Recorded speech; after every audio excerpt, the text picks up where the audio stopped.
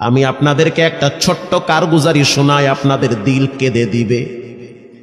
2016 সালের ঘটনা। তখন ঢাকায় মোহাম্মদপুর আমি খতমে তারাবির জন্য 2 জন হাফেজ নিয়োগ দেওয়া হবে কেন্দ্রীয় মসজিদে। অনেক হাফেজে কোরআনরা সিরিয়াল ধরেছে তারাবি পড়াবে। কার মনে না চায় এত বড় এক মসজিদে আমি যদি চান্স পাইতাম তো আমার কপালটা খুলে যেত। শুক্রবার দিন সবাই দরখাস্ত রাখলো, ইন্টারভিউ শুরু হয়ে গেল। পরের জুমায় অসংখ্য ছাত্রদেরকে দেখছি খতমে তারাবির জন্য ইন্টারভিউ সিরিয়াল দিয়েছে। ইন্টারভিউ বোর্ডের ভিতরে আমি ছিলাম। কয়েকজন হাফেজকে আমরা সিলেকশন করছি যে এদেরকে নেওয়া হবে। এদের তেলাওয়াত সুন্দর, পড়াও বড় মজার। আমরা কাগজগুলো এক জায়গায় জমা করছি। পরের জুমায় আমরা ঘোষণা দিয়ে দিব কোন মায়ের সন্তান চান্স পাবে।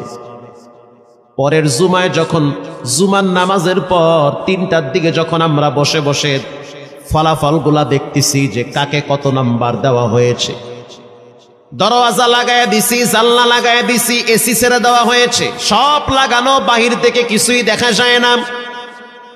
ইন দি মিন টাইমে মসজিদের বারান্দার দরওয়াজায় কে যেন নক করতেছে। খাদেম সাহেব আস্তে করে জালনা খুইলা উকি মাইরা দেখতেছে যে 2টা ছোট বাচ্চা বাহিরে দাঁড়িয়ে আছে, একেবারে অল্প বয়স। খাদেম প্রশ্ন করলো, তোমরা কারা, কেন আসছো? বলে, আমরা 2 জন আসছি খতমে তারাবির ইন্টারভিউ দেওয়ার জন্য। খাদেম সাহেব একবার পায়ের দিকে তাকায়, আবার জামার দিকে তাকায়, কারণ কথার সাথে বাহ্যিক সুরত মিলে না। অন্য অন্য ছাত্রদেরকে দেখছি কত উন্নত পোশাক পরে, গেটআপ কত সুন্দর করে ইন্টারভিউ দেওয়ার জন্য আসছে। আর এই 2 জনের দিকে তাকায় দেখলাম মনে হয় রাস্তায় ভিক্ষা করতে করতে আইছে, মানায় না, একেবারে গরিব। খাদেম বলল, ইন্টারভিউর ম্যাচ শেষ, চলে যাও বাড়িতে, নেওয়া হবে না। যাদের ব্যাপারে পরীক্ষা নেওয়া হয়েছে তাদের ব্যাপারে ঘোষণা দেওয়া হবে। বাচ্চা 2টা নাসরবান্দা বলতে আছে, আমাদের তো টাকা নাই যে আমরা ভাড়া দিয়ে এখানে আসব।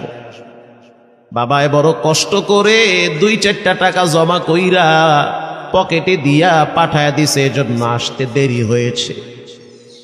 খাদেমের বড় মায়া লাগছে, কারণ খাদেমও গরিবের সন্তান।